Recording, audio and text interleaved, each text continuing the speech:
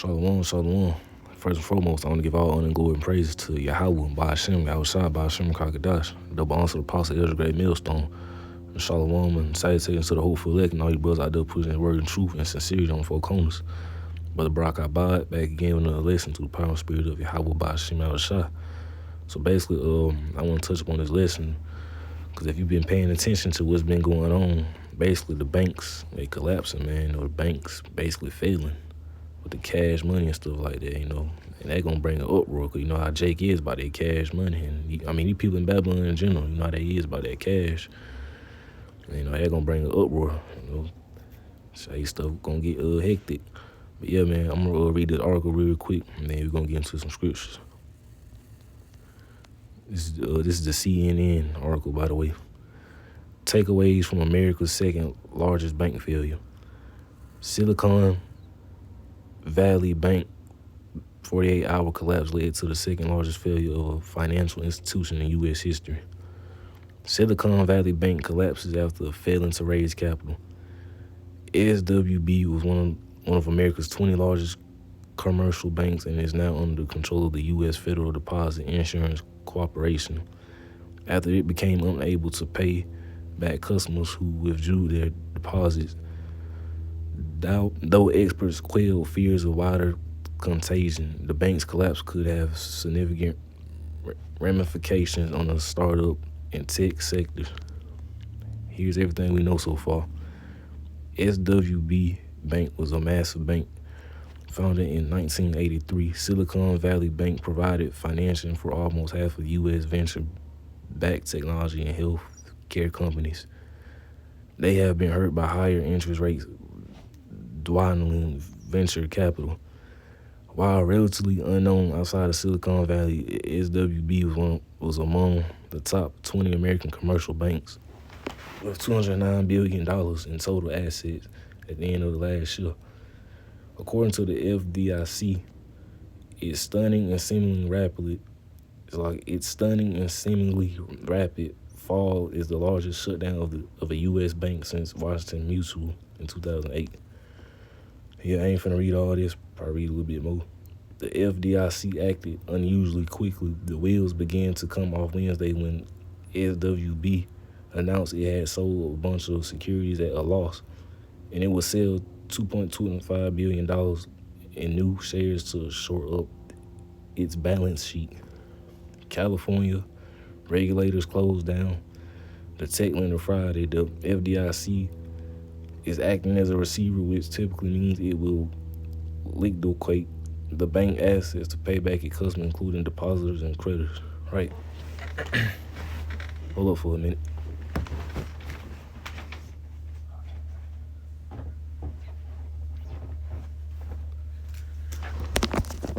All right, I'm back. So I had to come around for a minute. Let me see. So yeah, I think I'm gonna stop right there. So yeah, man, you see it. Hey, these banks, man, they failing, they collapsing. This devil Esau Edom kingdom is falling down. Cause they banks, businesses is falling down, man. And why is that? Hey, it's prophecy. It's Bible prophecy. And I'm gonna start off with let me see this scripture right here. Matthew 24, verse 21. For then shall be great tribulation, such as we was not since the beginning of the world to this time, no, nor ever shall be. Right? The tribulation finna come to America like it's never been before. Stuff finna turn up out here. Stuff finna get hectic. Cause the devil Esau kingdom is falling. And as you see what's going on, man, with the bank, the SVB bank out there in New York, man, it's falling. Jake gonna be in the uproar about their money. All them bag chasers out there, they gonna be in the uproar, man. They gonna be going crazy and they gonna know what to do. But the elect, they gonna know what to do. What they gonna do? They gonna trust in Yahweh Shema Shah and be patient and let the Lord, exalt them, man. They don't care about the elect. Lord, we're part of that number, because I don't care about America. I don't care about no Babylon. I'm glad this place falling. I'm glad this place failing. All the wickedness that these devils did to us, man, they gotta pay for that. And they getting their payback. And right around the corner, it's closer than ever. Like that saying in the world, you get what you put out. Yeah, man, they getting what they put out. They put all that harsh stuff on us. All that harsh stuff finna come back on them 10 times more. Yeah, really 100 times more. And once their kingdom collapse, they get destroyed by the nuclear missiles and the house shot and the angels and the nuclear missiles. Then they get ready to come in captivity in the kingdom for 1,000 years until they 1,000 years up, and then they're gonna be wiped off the planet of the earth to never exist again. Yeah, I'm talking about you Edomites. So-called white people, you Edomites. You devils. That's right. Because you know why? Because it's y'all payback for what y'all did to the children of Israel. Y'all deserve it. You know? So, I'll start off with, they're going to be my next scripture right here. 2nd Ezra 6, verse 9. For Esau is the end of the world, and Jacob is the beginning of it that follows, right? Cause man, these devils' kingdom is coming to an end, man. They been in the rulership for a while, a long time. Now they finna get ready to fall down, and Jacob and the Israelites finna get ready to rise up, man. Starting with the elect, 144,000, they finna get ready to be in power in the kingdom, in rulership. While these devils finna get ready to come into captivity.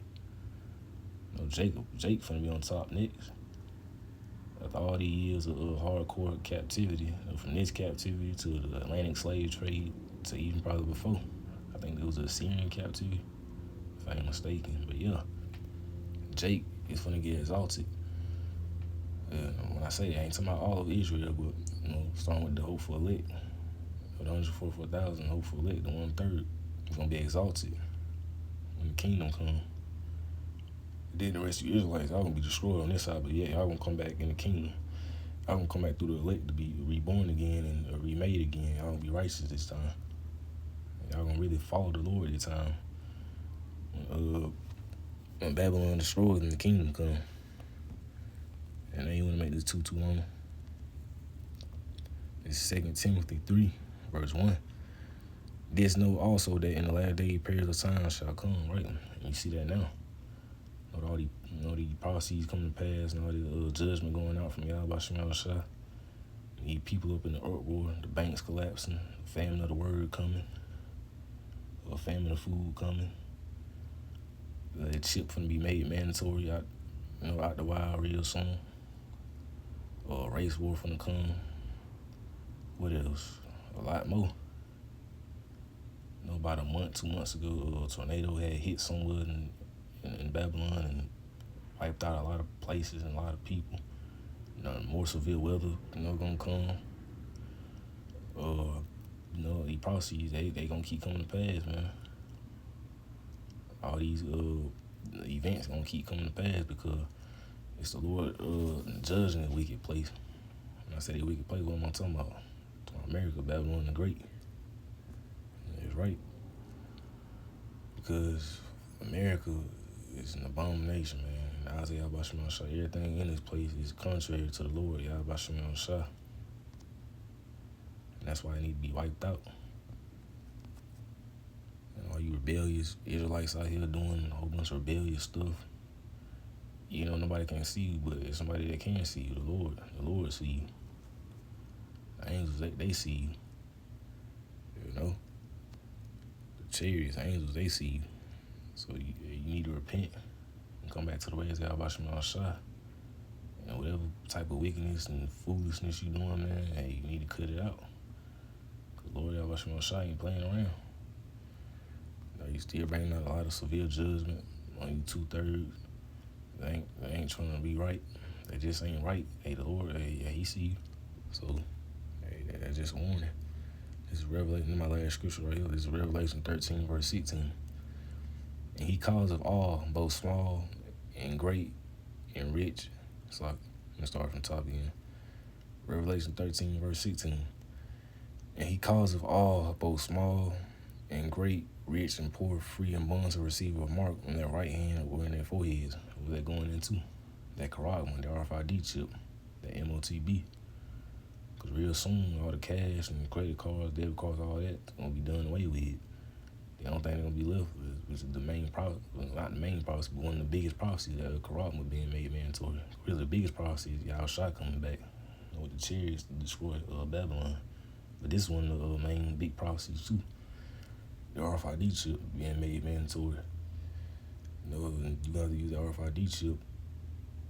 They're gonna try to have you use the RFID chip to buy everything instead of using cash and credit card, debit cards. They can be done away with it. Cause real soon, that's the time we're heading into right now. Cause you see what happened. You see what's happening with the banks. The banks collapsing. You see what's going on. It's like, hey man, yeah, we almost here. We almost up out of here. We at the end. We closer to the end than ever. And if you can't see that, man, the Lord, he just got you blinded, because there ain't no way you can see that we ain't in the last days, which we are in the last days. But the elect won't stand strong, stand firm, and keep that faith, and have faith in Yahweh Shem Shah. They ain't gonna sell out. They ain't gonna take that RFID chip, because if you take the RFID chip, it's over with. The Lord ain't gonna forgive you. You're not gonna be able to repent. And Yahweh come back, hey, you gonna be destroyed because you took it. You ain't supposed to take that. Even when stuff get hard, you supposed to have faith in Yahweh Shem Shah, that he'll protect you and guide you. So yeah, I'm ending off with this. This is Proverbs 3, verse 6. In all thy ways acknowledge him, and he shall direct thy paths, right? Because when you acknowledge Yahweh Shem Shah and follow his ways and repent, you know, he's trying to do the right, do the right thing to the best of your ability. And he's trying to depart from the world as an Israelite, as a so-called Negro, so-called Latino, so-called Native American Indian. And you being sincere, hey, the Lord Yahweh Shem Shah, he gonna direct your paths and make sure you're straight and exhaust you when it's time to get exhausted. You know? So right, with that being said, wrap it up right here. Open praise lessons edifying. I want to give all honor and glory and praises to Yahweh Shem Shah, Bashem Kakadash. Double honors to the apostle, Elder Great Millstone. Shalom to those for it. Know you brothers out there pushing word in truth and sincerity. And for corners, keep pushing. We're almost up out of here. So with that being said, shalom to the sincere for elect. The Lord will is edifying. Lord will, I'll be back soon to listen to Power and Spirit of Yahweh Shem Shah. Till next time I say, shalom, shalom.